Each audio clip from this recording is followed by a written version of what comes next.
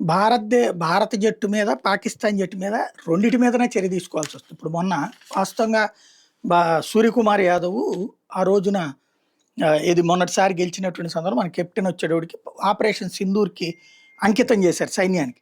దానికి గాను అతని మీదన పెనాల్టీ యేసుకొచ్చారు. అట్లాగే పాకిస్తానోళ్ళు ముగ్గురు, నలుగురు సంజ్ఞలు చేస్తే ఒకళ్ళిద్దరి మీద చిన్న యాక్షన్ తీసుకొని వదిలేశారు.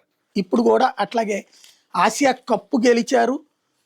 150 కోట్ల మంది భారతీయుల హృదయాలు గెలిచారు మన వాళ్ళు. కప్పుని మాత్రం చేత్తో తీసుకోలేదు. బికాజ్ ఆసియా ఆహ్, క్రికెట్‌కి సంబంధించినటువంటి హెడ్ పాకిస్తానోడు కావడం, వాడి చేతుల మీదుగా తీసుకోవడానికి ఇష్టపడకపోవడం అన్నటువంటిది. ఇప్పుడు మేబీ మన వాళ్ళ మీద పెనాల్టీ వేయొచ్చు వాళ్ళు.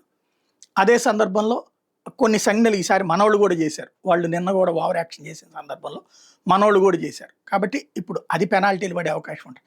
అట్లాగే అటు పాకిస్తాన్‌కి సంబంధించినటువంటి వాళ్ళు కూడా చెక్కు చించేశాడు. ఆహ్, ఎవరు పాకిస్తాన్ కెప్టెన్ రన్నర్ అప్ చెక్‌ని ఇసిరేసాడంట. చించేస్తే గనక సాంతం డబ్బులు పోతాయి. ఇసిరేస్తే గనక తర్వాతన మళ్ళీ వెనకాల తీసుకుంటారేమో అది చూడాలి. వాళ్ళకి పెనాల్టీ ఏస్తారు. కాకపోతే మనకంటే వాళ్ళకి తక్కువ పెనాల్టీ ఏస్తారు. ఎందుకంటే అక్కడ ప్రస్తుతం నడుస్తున్నది పాకిస్తాన్ హవా నడుస్తుంది తెర వెనకాల.